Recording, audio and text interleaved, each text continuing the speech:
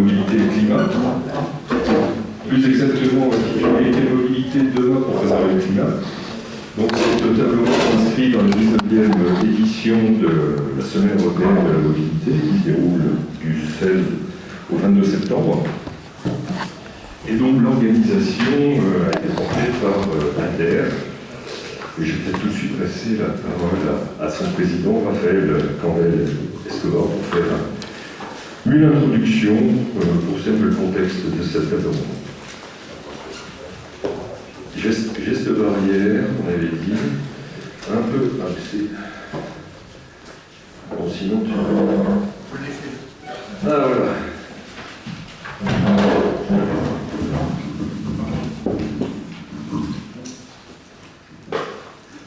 Donc, bonsoir à tous. Déjà, merci d'être venus, aussi nombreux.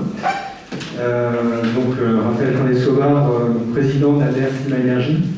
Je vais refaire une petite présentation succincte de l'association pour ceux qui ne la connaissent pas sur l'image du Limousin. Donc Jérôme, je ne sais pas si tu pourras passer les diapos. Merci.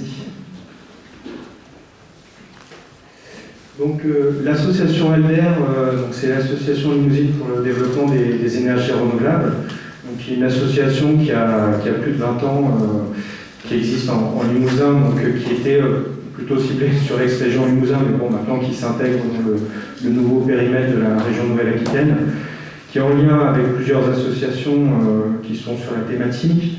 Donc pour présenter succinctement, donc, elle est quand même pionnière localement sur ces questions-là, puisque assez rapidement elle a participé donc à la création notamment de la Flow Espace Énergie, puis voilà, vraiment sur ces axes, avec deux principaux objectifs, qui est d'encourager les actions locales qui œuvrent dans cette optique-là. Donc des actions qui vont à la fois participer à l'atténuation du changement, l'atténuation des émissions de gaz à effet de serre, aussi les actions d'adaptation au changement climatique, et puis des actions de sensibilisation, essayer de sensibiliser le plus grand nombre, donc lors de conférences comme celle-ci ou après de stands, voilà, diverses actions de ce type-là. Et puis une association qui est aussi porte des valeurs, qui conçoit que la transition énergétique, elle doit aussi s'accompagner de valeurs sociales, principes de démocratie, d'ouverture aussi, de questionnement, d'ouvrir ces questionnements au plus grand nombre pour que chacun puisse s'emparer de ces questions-là.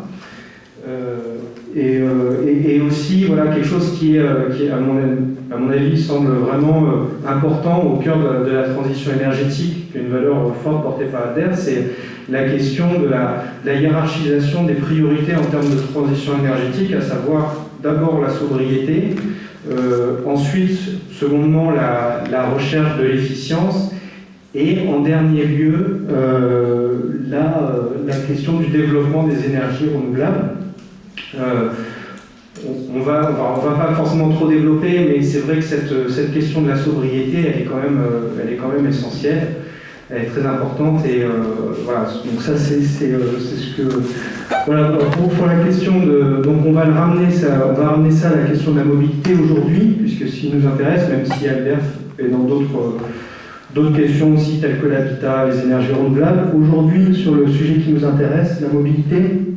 On peut reprendre ces trois thématiques, donc sobriété, efficacité et renouvelable, et on peut s'amuser du coup à les calquer en fait sur les thématiques du transport. Donc sobriété dans le transport, qu'est-ce que ça veut dire?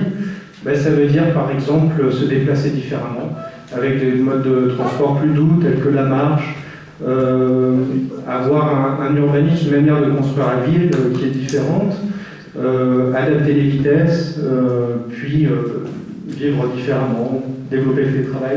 L'efficacité, ça veut dire quoi? Ça veut dire qu'au lieu d'avoir tous une voiture individuelle, du coup de dépenser plus d'énergie, ça veut dire mutualiser, avoir des transports en commun plus efficients, qu'on qu'on ait envie d'emprunter, qu'on ait envie d'utiliser, alimentés par des énergies qui sont par exemple d'origine renouvelable. Donc on peut voir, voilà, tout ça c'est imbriqué et en même temps la question de la sobriété est quand même importante. Voilà, donc bon, pour revenir pour les juste en haut, on voit les autres actions dans l'ALDER, sensibilisation, formation aussi.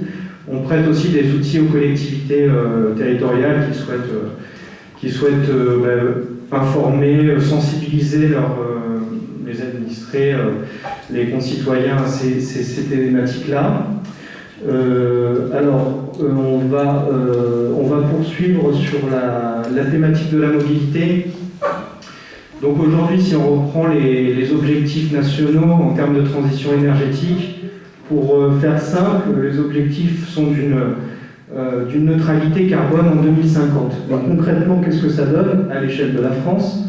Ça veut dire que depuis les accords Paris COP 21 en 2015, ça veut dire une réduction de 4,5% par an des émissions carbone.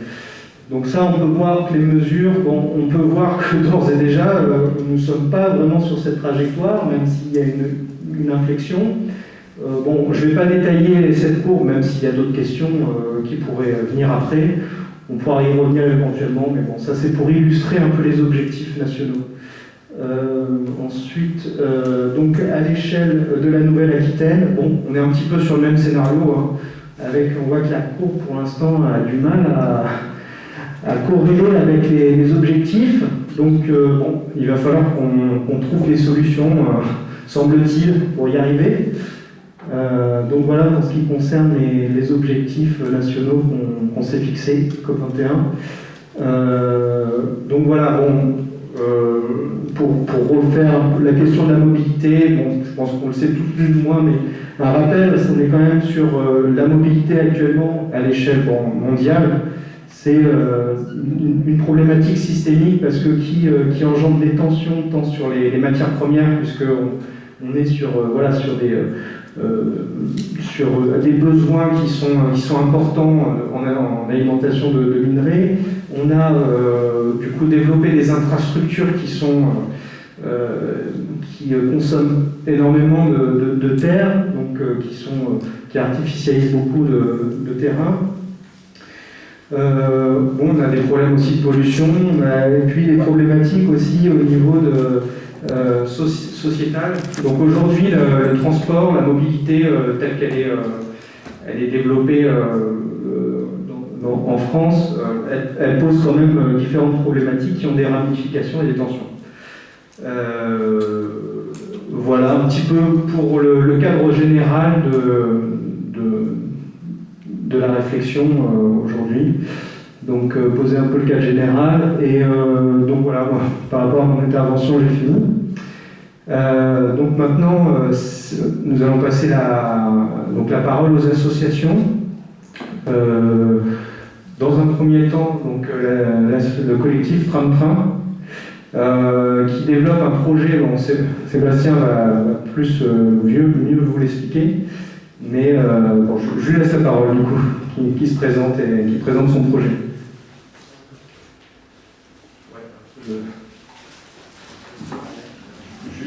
Oui, geste barrière, c'est vrai, et puis peut-être deux petits rappels avant d'attaquer dans les interventions, ou deux informations, c'est pas forcément un rappel. C'est vous dire que la table ronde fait l'objet d'une captation, donc en plan fixe sur les intervenants, donc pour ceux qui s'interrogent pour l'image, non, il n'y en a pas besoin. Et surtout, vous pourrez la retrouver, elle sera mise en ligne, c'est ça, après coup, voilà. Donc vous pourrez la retrouver voilà, et la diffuser. Deuxième chose, rappelez les règles du jeu des interventions.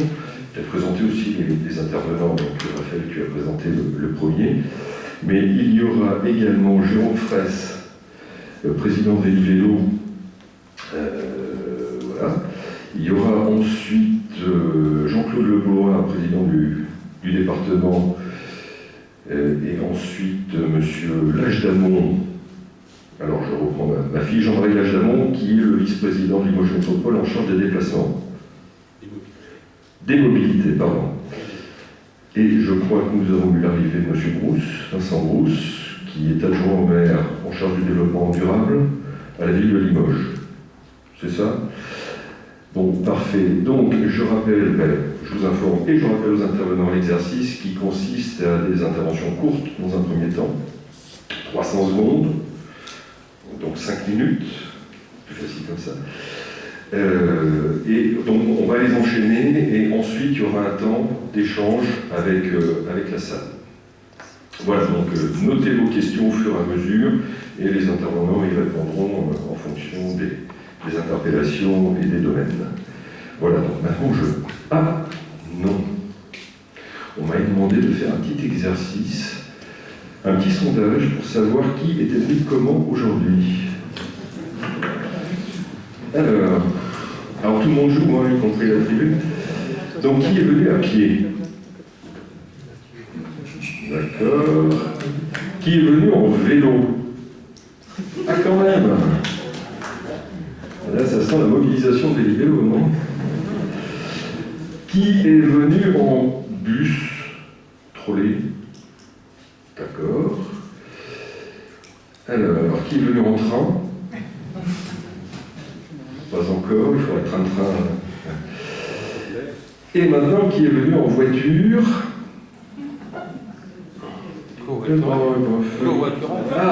Pardon, c'est vrai ça. Donc, qui est venu en covoiturage? D'accord, très bien. Qui est venu en auto tout seul dans sa voiture? Bon, ok. Cheval, trottinette. Bon, merci en tout cas. C'est vrai, on ne va pas passer toute la réunion à faire un sondage pour savoir le ratio kilomètre d'utilisation du moyen de transport. Sébastien, c'est à toi. Donc, 300 secondes.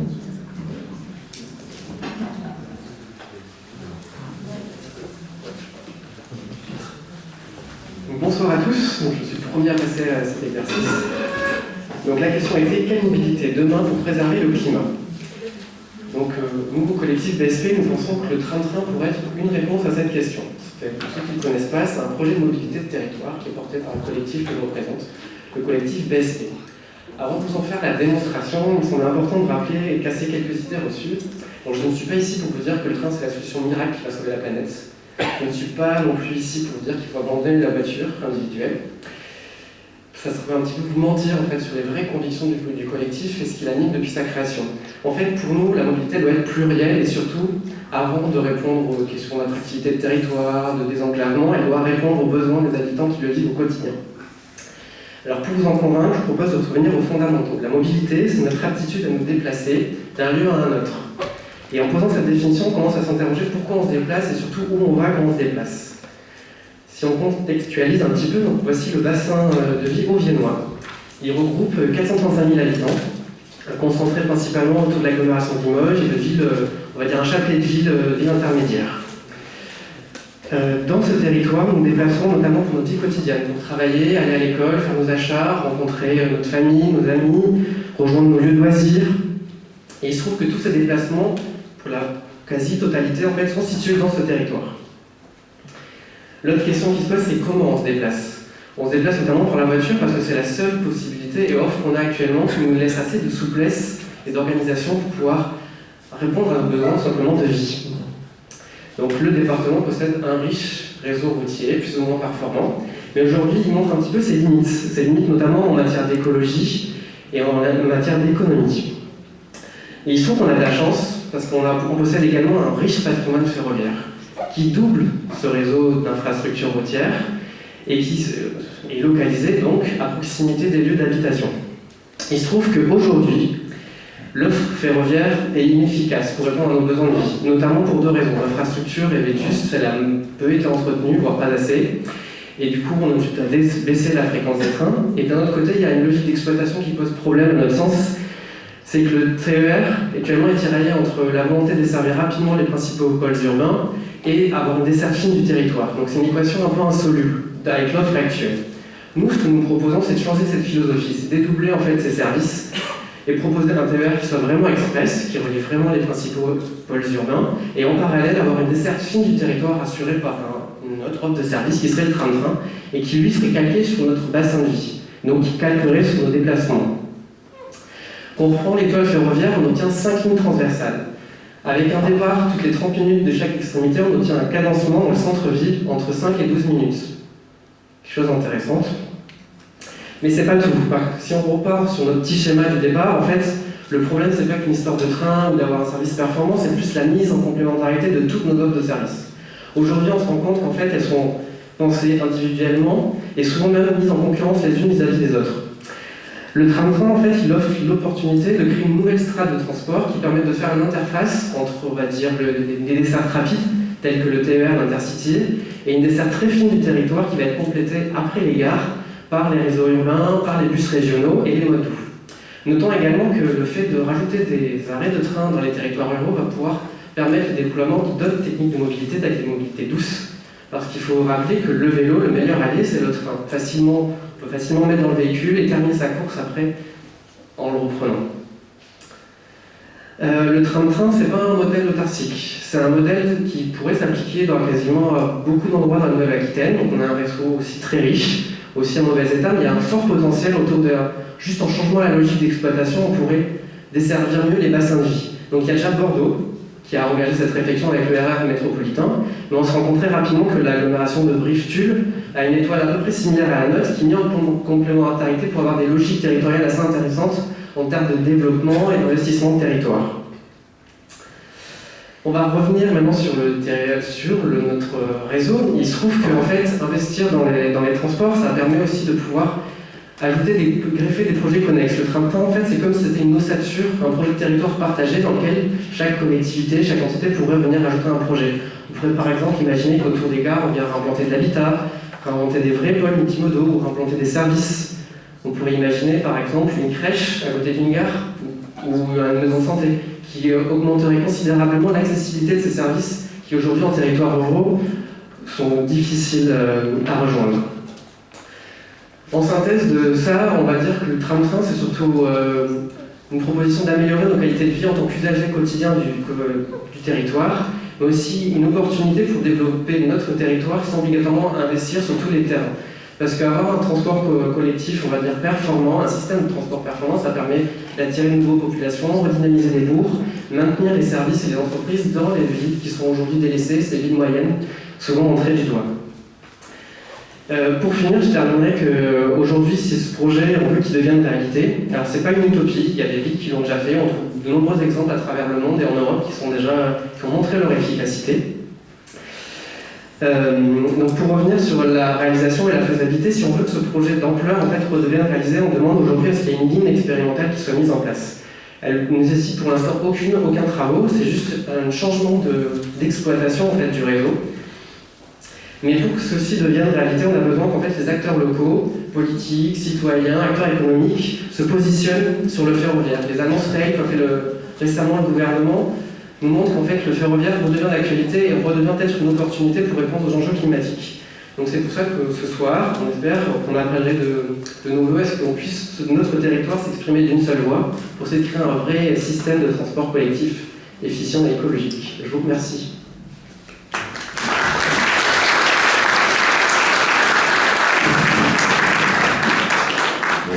Pareil, presque tenu pour les 5 minutes. Ça donne le tableau pour les autres intervenants. Alors après on enchaîne avec Jérôme. Tu es prêt? Elle va être au départ. Voilà, bonsoir. Donc je vais vous parler ce soir au nom de l'association Vélo. Donc très rapidement pour présenter l'association, on a commencé à réactiver cette association il y a un peu plus de 10 ans, on était une trentaine d'adhérents, donc on est actuellement à 250 adhérents qui payent leur cotisation, et on anime actuellement 2 ateliers de réparation, 2 ateliers participatifs de réparation de vélo. Voilà, donc on est inscrit dans un réseau à la fois national et régional. Donc on a dans nos statuts la protection de l'environnement fait partie de nos objectifs, donc on est adhérent à la nature environnement. Et donc nous sommes adhérents à la FUB, la Fédération des usagers de la bicyclette, qui a fait parler pas mal d'elle à la sortie du confinement. le recyclage, qui est la Fédération des ateliers solidaires de réparation de vélo, et la Fédération française des voies vertes et véloroutes, qui développe le vélo sous forme de voies vertes et véloroutes hors des agglomérations. Voilà, donc dans nos actions, on est dans un rôle à la fois d'analyse de l'existant et de proposition auprès des collectivités locales. Donc on a un travail de fond qui est assez important. Et auprès de notre public, on a des actions d'incitation, donc en encourageant les gens à prendre leur vélo pour se déplacer au quotidien, d'accompagnement, parce que souvent c'est des gens qui n'ont pas l'habitude de le faire, donc il faut leur mettre le pied à l'étrier. Leur mettre le pied à l'étrier, ça veut dire les accompagner pour trouver des itinéraires, pour faire du vélo, et aussi les accompagner pour entretenir leur vélo. Donc à ce titre, pour nous, l'atelier, c'est une façon d'accompagner les usagers. Et puis aussi l'action de défense, c'est-à-dire que quand les intérêts des usagers sont, pour nous, quand la loi n'est pas respectée, et ben donc on s'autorise à aller en justice si besoin, si c'est nécessaire. Donc voilà très rapidement pour l'association. Alors je suis désolé, je présente l'association Vélo et je vais vous parler de voiture. Je vais vous parler de voiture et de comment on peut faire pour satisfaire un besoin individuel de mobilité, qui peut être complémentaire avec ce qui a été présenté pour le tram-train. Donc d'une mobilité à courte échelle, d'une quinzaine de kilomètres par jour, et qui est à peu près ce que fait la moitié de la population. Donc la moitié de la population se déplace tous les jours pour faire moins de 15 km par jour, et souvent sur des trajets de moins de 5 km chaque trajet. Et donc pour faire ça, si j'ai ma vieille voiture avec laquelle je roule tous les jours, qui ne coûte pas très cher, qui consomme quand même pas mal et qui a un bilan carbone qui n'est pas très glorieux, donc avec ma vieille voiture, en faisant 15 km par jour, je fais 5000 km par an, et donc je produis 750 kg de CO2 par an. Je veux évoluer, donc je me pose la question de savoir qu'est-ce que je fais pour réduire mon impact carbone dans ma mobilité. Alors je peux acheter une voiture plus récente, une voiture diesel, je peux acheter une voiture hybride, une voiture électrique, il y a la voiture hydrogène qui commence à beaucoup faire parler d'elle, et puis je vois plein de gens qui roulent avec un VAE, un vélo d'assistance électrique, donc je me dis que c'est peut-être aussi une bonne solution. Donc on va comparer un petit peu ces modes de transport, et essayer de voir au niveau de l'impact CO2, quelles sont les conséquences. Mon véhicule ancien, alors sur le graphique, vous avez deux couleurs. Vous avez en gris les énergies grises de production, donc le CO2 qui est émis lors de la production des véhicules, et en rouge, leur consommation. Et donc là, on fait une moyenne sur 10 années, donc on se dit sur 10 années, avec le scénario qu'on a fait tout à l'heure, qu'est-ce que ça va représenter comme quantité de CO2. Et donc vous avez une échelle en bas en kilowatts de CO2. Donc, je vois que mon véhicule ancien, effectivement, est assez émetteur de CO2. Si je passe sur un véhicule diesel, je vais consommer presque 2 fois moins, mais l'énergie de production du véhicule, les émissions de CO2 sont aussi importantes. Voiture hybride, on verra un petit peu après pourquoi c'est pas mieux, c'est plus important au niveau des émissions. La voiture électrique, très peu d'émissions, mais énormément d'énergie grise et de CO2 à la production. L'hydrogène, on est un petit peu sur la même chose que l'électricité, en moins bien, donc avec également beaucoup d'énergie grise. Et le vélo à assistance électrique, pourquoi, je ne sais pas. Le trait rouge qu'on ne voit pas, c'est l'épaisseur du trait, c'est le CO2 à l'utilisation, et ce qui est en gris, c'est l'énergie, enfin le CO2 à la fabrication. Ça peut vous paraître surprenant. Si je regarde ça, qu'est-ce que je fais, quel scénario? Je garde ma vieille bagnole, je m'en sers quand j'en ai besoin, et puis je m'achète un vélo électrique, ou un vélo normal. Quand je suis parti sur un scénario volontairement avec 15 km, le vélo électrique apporte un certain confort, donc il apporte un confort qui peut être un peu similaire aux autres véhicules. Alors vous allez me dire, mon véhicule, je ne l'utilise pas que pour ça, je fais des choses avec, je pars en week-end aussi, donc mon véhicule, je ne vais pas l'utiliser que pour faire 15 000 km, pour faire, pardon, je dis combien 5 000 km par an.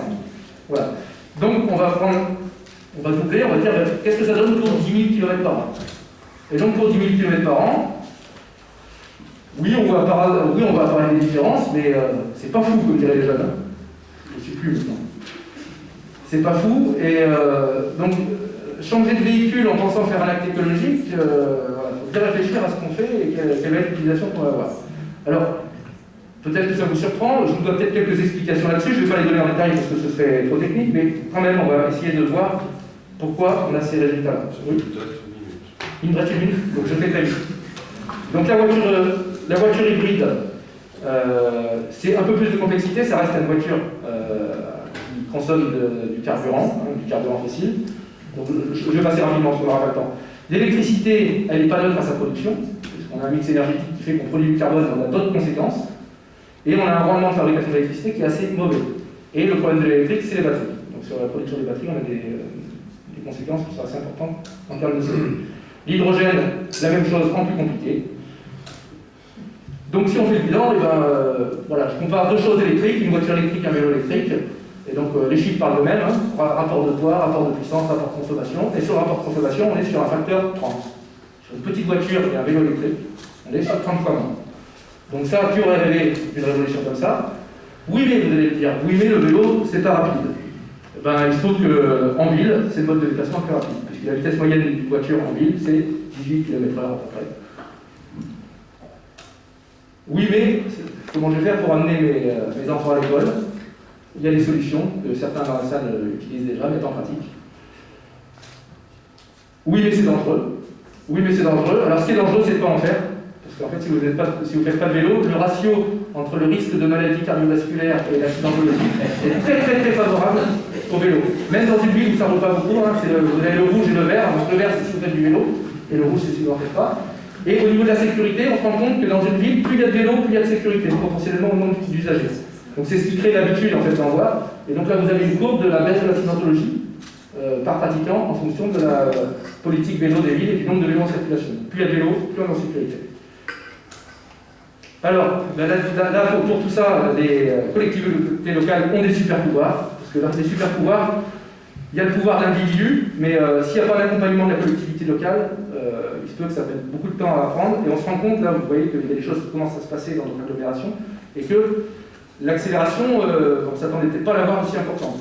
Donc, ce qu'il faut, c'est mettre en place ce qu'on appelle un système vélo, et un système vélo, c'est pas juste des pistes cyclables, c'est pas juste du vélo en location, c'est plein de choses en même temps. Donc c'est à la fois une offre de réparation, une offre d'aménagement, une offre de location. Voilà. Donc c'est quelque chose qui passe forcément par les collectivités locales et à plusieurs échelles. Voilà, alors comme ça fait beaucoup de choses, par où il faut commencer? Par où il faut commencer? Alors pardon, je parle très rapidement de coût. Le coût, il peut être important par la collectivité si rien n'a été prévu au départ. Si le vélo fait l'objet de concertation et qu'on fait les choses au départ, le vélo, en fait, ça ne coûte rien, quasiment. Si on compare par rapport à l'aménagement vélo, proprement dit, ne coûte rien. Donc si on veut faire d'aménagement et qu'on veut que ça coûte pas cher, première chose à faire, c'est concerter les usagers, les associations, et on a forte chance d'avoir un développement qui soit à la fois harmonieux et économiquement très supportable. Voilà. J'espère avoir trop dépassé.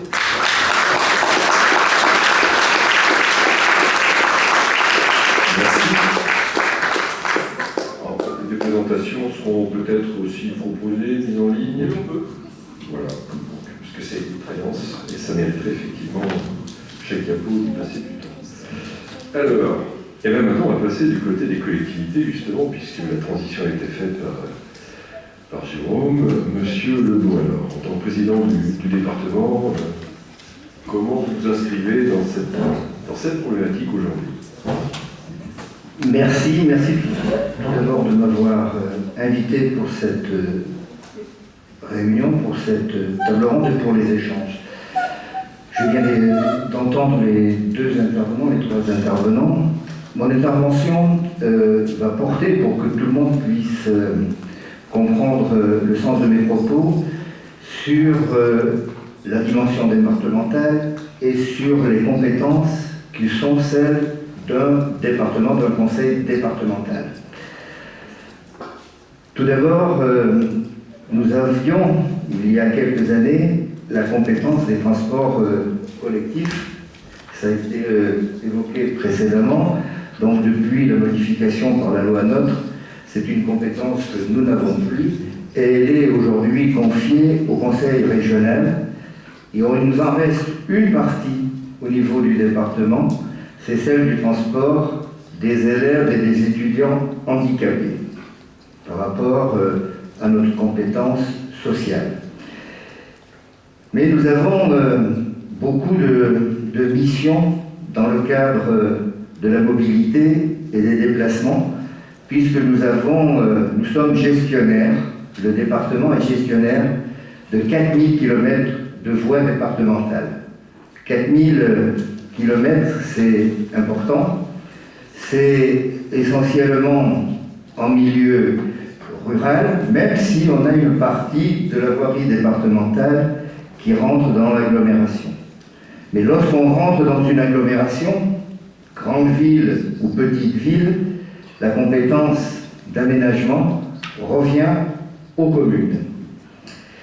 Nous avons un rôle important dans la gestion de la voirie, dans le domaine de sa conception, de sa réalisation et bien entendu de son exploitation par la suite. Nous avons eu une règle de conduite pour respecter toutes les directives et notamment celle de la loi de transition énergétique du 17 août 2017, mais n'oubliez pas que le département avait déjà était déjà une des premières collectivités à avoir un agenda 21 qui nous servait bien entendu de référence dans la conduite des différents projets. Alors intervenir sur les mobilités, je voudrais déjà préciser que ce n'est pas uniquement gérer les déplacements. C'est faire en sorte, ça a été évoqué tout à l'heure, qu'il y ait peut-être moins de déplacements, limiter les déplacements. Et les départements ont une compétence dans l'accompagnement du développement de toutes les communes autour de Limoges, de tous les pôles d'attractivité sur lesquels il y a des services, sur lesquels on peut retrouver des lieux de culture, sur lesquels on peut trouver des équipements sportifs, sur lesquels on peut retrouver des collèges, sur lesquels, j'allais dire, on va retrouver des services de l'État, j'espère, qui seront maintenus. Donc la volonté du département est de participer à l'aménagement du territoire pour qu'il y ait le moins possible, le moins d'envie possible de se déplacer de façon inutile ou inappropriée. Cela demande un effort important pour accompagner tous ces projets, puisque les déplacements les plus faciles à gérer, c'est peut-être ceux déjà que l'on n'est pas amené à faire, même dans le domaine de ses loisirs, parce que quand on dit déplacement, il y a aussi prise de risque. Il y a aussi une organisation toute particulière à avoir. Donc, la première réflexion que je me permets de faire, c'est limitons les déplacements en ayant, ça je pense, je parle au nom des collectivités, ayant une véritable politique d'aménagement du territoire et pas uniquement une politique de gestion en fonction du nombre d'habitants secteur par secteur. On a un autre domaine sur lequel la collectivité départementale a mis aussi quelques moyens, c'est pour avoir dans le domaine du numérique le très haut débit partout. Pas uniquement dans les zones les plus agglomérées, mais partout, pour éviter là aussi des déplacements, pour permettre le télétravail que l'on a expérimenté pendant cette période Covid. Il a été mis en place de façon rapide, brutale, sans organisation. Il nécessite qu'on lui donne un cadre, et je suis certain que la possibilité du télétravail sur un département comme la Haute-Vienne peut limiter les déplacements, peut permettre aussi à des gens d'habiter dans des zones qui sont un peu plus dépeuplées que les zones les plus urbanisées de notre département. Donc, pour réduire les déplacements en milieu rural, oui, il y a ces nouvelles mobilités virtuelles qui reposent sur le numérique. Il faut apprendre à le gérer avec raison. Le télétravail n'est pas la solution miracle pour tous, à tout moment. La vie d'une équipe, d'un service, est quand même indispensable. La présence est aussi quelque chose de nécessaire. Je dirais aussi que dans cette transformation, dans cette volonté de faire évoluer les modes de vie, vous en avez parlé, le Covid, cette période, accélère la réflexion. accélère le changement d'état d'esprit de nous tous.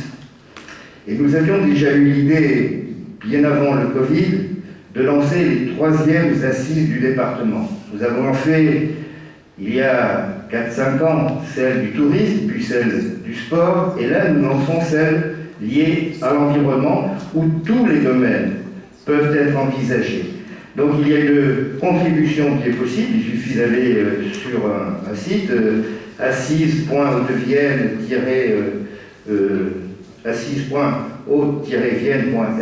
il y a des contributions. Je dirais que, je vous en cite 2 aujourd'hui, c'est que je vois qui peut être une réponse, se passer d'une 2e voiture et réduire l'usage d'une voiture, une personne. Je viens de 25 km de Limoges, et ce matin, sachant que j'allais vous rencontrer, j'ai compté les voitures que je croisais, qui faisaient donc Limoges, la campagne. J'ai trouvé 31 voitures avec une personne, avant d'en trouver une avec 2-3 personnes à l'intérieur. Donc ça, on peut aujourd'hui, enfin il me semble qu'on est tous face à cette situation, on peut la dénoncer et il faut trouver des réponses. Le vélo en est une. Je vais conclure. Le vélo est une des possibilités. Il faut qu'on voit de façon complémentaire comment on peut travailler avec le schéma de l'agglomération, le schéma à l'extérieur. Le rôle d'une collectivité, notamment, c'est de regarder aussi le coût de l'opération. Il faut que l'usage du vélo soit tout à fait possible pour tout un chacun, c'est-à-dire que ça représente une dépense. Et il me semble que là aussi, on a des efforts à faire pour partager les dépenses qu'un particulier peut faire. Et je dirais pour conclure que cela demande des aménagements. Les collectivités peuvent faire ça, c'est l'aspect matériel. Après, je vais vous donner, pour conclure, l'impression que j'ai aujourd'hui. Il y a quelques années, le département avait la compétence transport collectif, et plus on mettait de cars, moins il y avait de monde à l'intérieur des cars. Parce qu'on était à contre-courant avec l'envie de liberté qu'on éprouvait dans une voiture. Alors on essayait d'adopter les horaires, mais à la campagne, on ne peut pas faire circuler un car toutes les demi-heures. Oui, il y a d'autres possibilités, j'ai bien entendu. Donc aujourd'hui, le message, il est plus précis. Je crois qu'il y aurait plus de souplesse dans les moyens de locomotion dont vous venez de parler, et que notre devoir, nous en tant que responsables d'une collectivité, c'est de le permettre, d'être facilitateur de cette attente de la part de chacun d'entre nous, parce que quand on est élu, on est aussi citoyen, même si je fais du vélo, malheureusement, je ne l'utilise pas pour venir travailler pour plein de raisons. Donc oui, aujourd'hui, nous devons entendre ce nouveau besoin, organiser l'espace pour que chacun puisse peut-être faire évoluer son moyen de locomotion. Voilà ce que je voulais vous dire à ce sujet, au regard des compétences qu'a les départements et le département de la Haute-Vienne. Merci.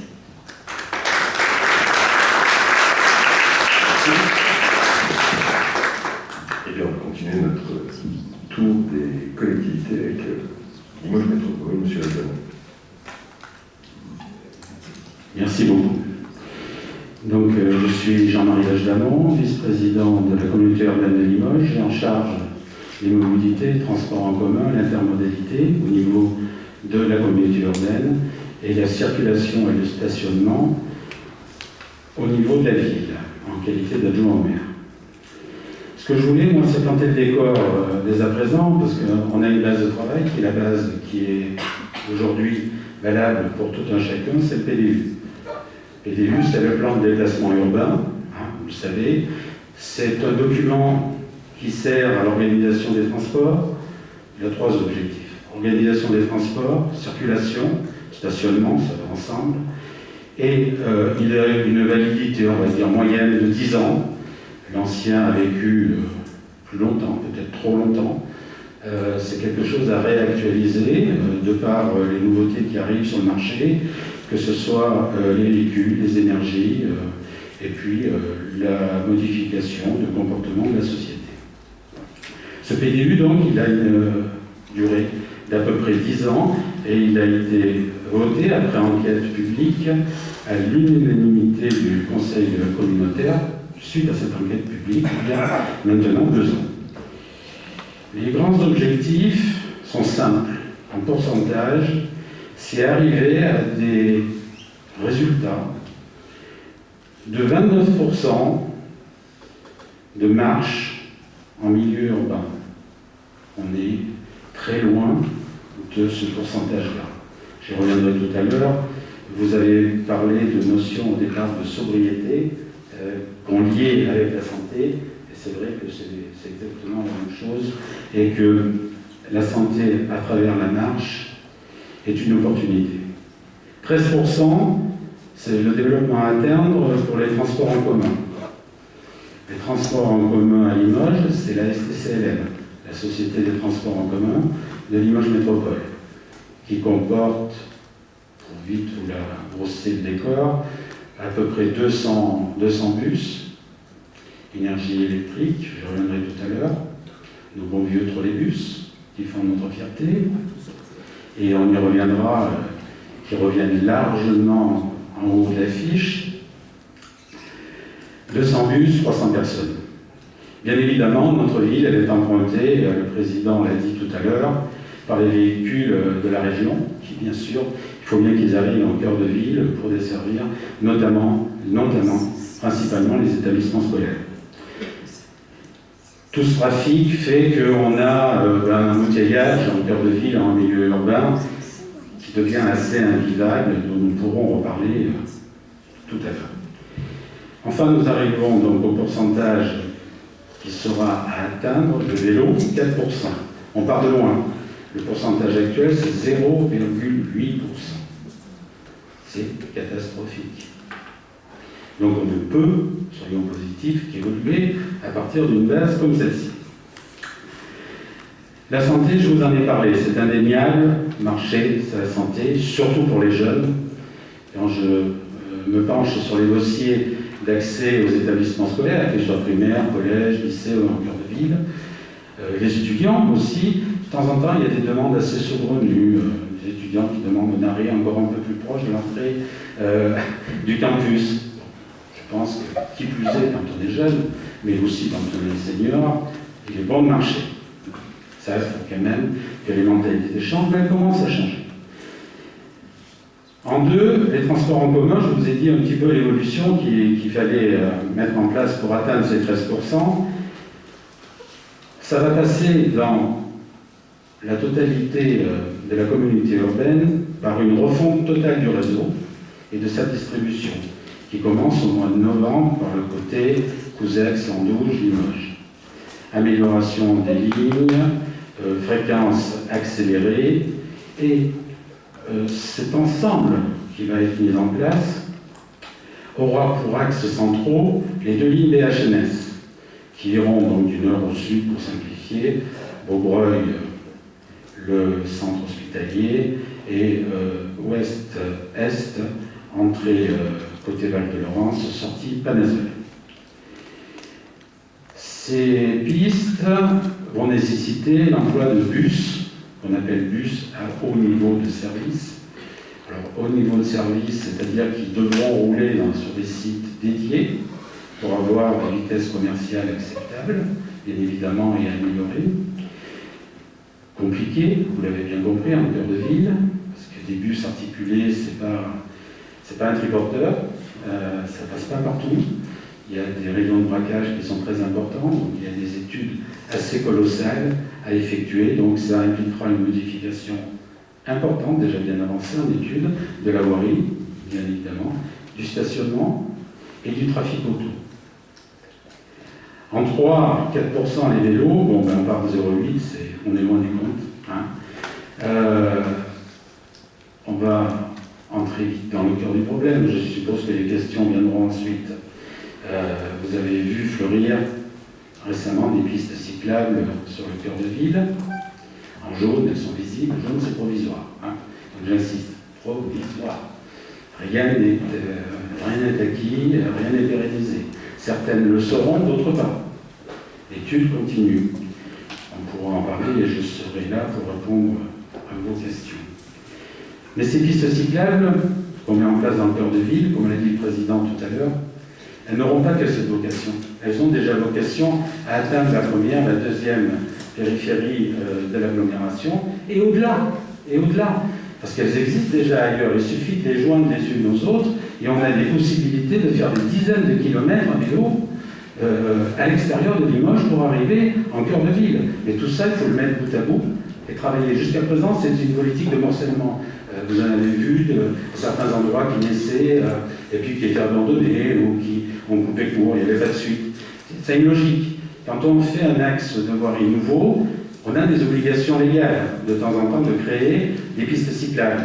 Donc on les crée là où on fait de la voirie nouvelle. Mais ça n'a pas un lien avec l'ensemble. Vous l'avez remarqué, les pistes peintes en jaune, provisoires, font ce lien à certains endroits. Ça a été délibéré justement pour le créer. Et je remercie beaucoup d'ailleurs l'association Rémi Vélo avec laquelle nous avons travaillé très positivement. Le but avoué de toutes ces évolutions du PDU, c'est la baisse avouée du véhicule automobile. Il faut se mettre dans la tête. Il faut baisser en cœur de ville la présence du véhicule automobile. Et on y arrivera. Mais il ne faut pas le faire de manière violente. On y arrivera. Bon, c'est vrai que la Covid nous a malheureusement aidés dans la vitesse de l'action et dans l'urgence. Cette urgence n'a pas toujours été bien réfléchie. Il a fallu faire vite, mais c'est une base de discussion. C'est une base de discussion, et à partir de là, on ne peut qu'évoluer. J'ai bientôt fini. N'oublions pas que le transport, quel qu'il soit, vélo y compris, est un levier économique. Ne l'oublions jamais. Là où passera le BHNS, là où il y aura des arrêts vélo, là où on va faciliter le passage des bus, on va développer l'économie d'un quartier, d'un îlot, d'un bourg. C'est un levier économique indispensable. Le transport, c'est l'irrigation économique d'un territoire. Ne l'oublions jamais. Merci.